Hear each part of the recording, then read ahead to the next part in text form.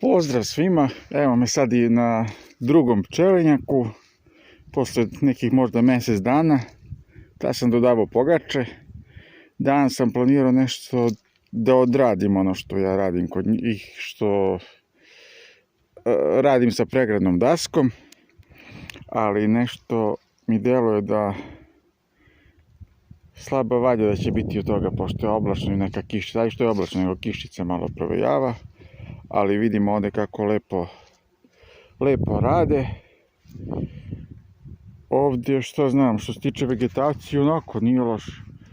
Ima crni trn tek kreće, dženerika ima koja je cvetala, ne znam da se vidi dole, i to, a ima koja je tek populja, tako da kad prođe ovo se nadam najavljeno zahlađenje, da će moći da iskoriste. Drena još uvek ima koji se otvara, evo da vidimo malo kako rade.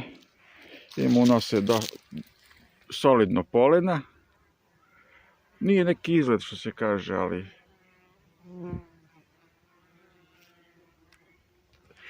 da obiđemo malo.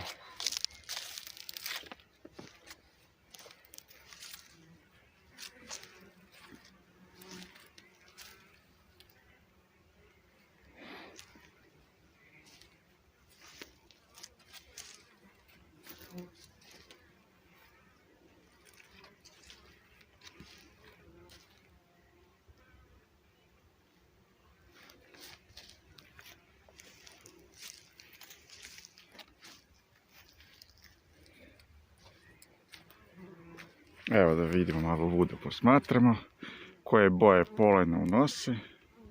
Uglavnom je žuti i nekako prljavo bijele boje.